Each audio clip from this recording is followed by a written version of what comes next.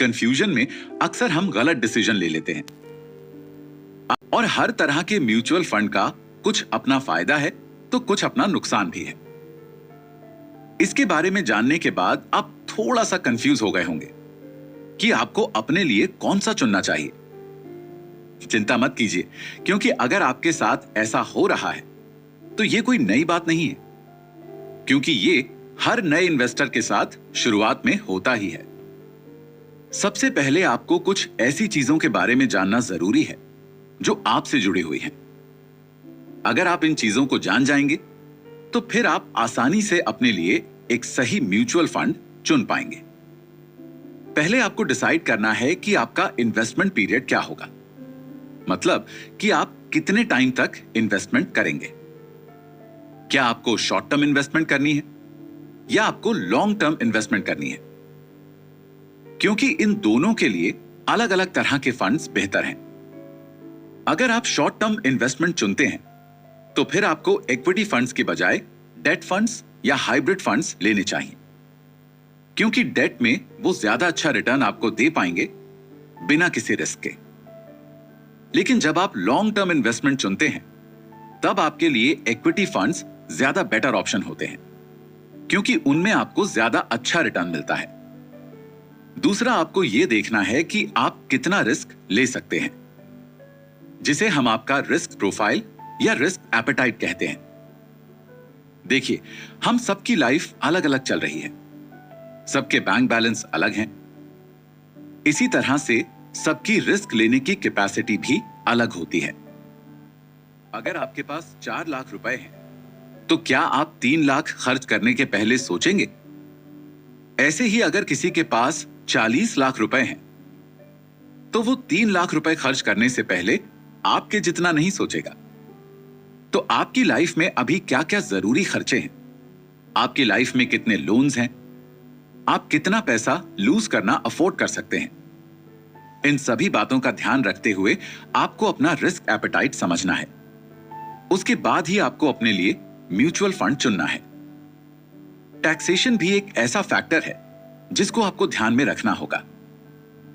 जब भी आप अपने लिए अच्छा म्यूचुअल फंड चुने तो आपको पता होना चाहिए कि आपका जो भी इन्वेस्टमेंट होगा उस पर जो प्रॉफिट आएगा उस पर कितना टैक्स लगने वाला है। जैसे कि अगर आप इक्विटी फंड्स में 12 महीने से कम के लिए इन्वेस्ट करते हैं तो आपको सालाना 15% टैक्स लगेगा। वहीं अगर आप इसे 12 महीने से अधिक के लिए इन्वेस्ट करते हैं तो आपको इस पर 10% टैक्स लगता है। हां, इसमें आपका 1 लाख तक का प्रॉफिट टैक्स लिमिट में नहीं आता। इसी तरह से हर तरह के म्यूचुअल फंड का टैक्स अलग होता है, तो आपको अपने लिए फंड चुनते समय इन चीजों को भी देखना होता है। यह भी मायने रखता है कि आप किस तरह से इन्वेस्ट करना चाहते हैं, एसआईपी के जरिए या फिर लंप सम के जरिए। अगर आपको यह नहीं पता कि लंप सम क्या होता है तो हम आपको शॉर्ट में बता देते हैं। अगर आप बहुत ज्यादा पैसा एक बार में इन्वेस्ट करते हैं तो उसे हम लंप सम कहते हैं। इसके बारे में हम डिटेल में अगले एपिसोड में बात करेंगे। तो अगर आपको इन दोनों में से कोई एक चुनना है तो उसके अनुसार आपको म्यूचुअल फंड चुनना पड़ेगा। एक्सपेंस रेशियो ऐसी चीज है जो हम में से कई लोग नजरअंदाज कर देते हैं। देखिए, जो भी फंड हाउस है वो कैसे चल रहा है, उसका पैसा आपके पास से जाता है, तो आप जो भी प्रॉफिट लेकर आते हैं उसका एक अमाउंट काट कर फंड हाउस अपने पास रख लेता है, जिसे हम एक्सपेंस रेशियो कहते हैं। अगर आप कुछ तरह के फंड्स में इन्वेस्ट करते हैं, जैसे कि इंडेक्स फंड या फिर एक्सचेंज ट्रेडेड फंड यानी ईटीएफ, ऐसे मामलों में एक्सपेंस रेशियो बहुत मायने रखता है। और अगर वो जरा सा भी बढ़ जाता है तो लॉन्ग टर्म में आपका बहुत प्रॉफिट खा जाता है। इसीलिए आपका एक्सपेंस रेशियो कितना है ये आप जरूर देखें। आपको यह भी समझना पड़ेगा कि इन्वेस्टमेंट में रिस्क और रिटर्न एक दूसरे से सीधे तौर पर जुड़े हुए हैं।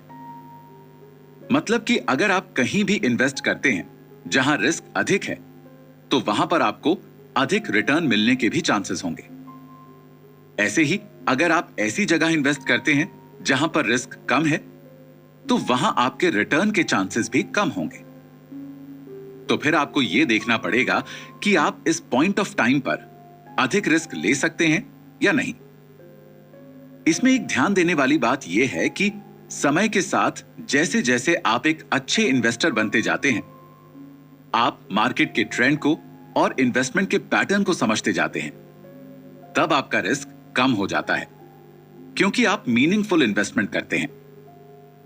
अगले एपिसोड में हम बात करेंगे कि कैसे आपके लिए एसआईपी और लंप सम दो इन्वेस्टमेंट ऑप्शन हैं।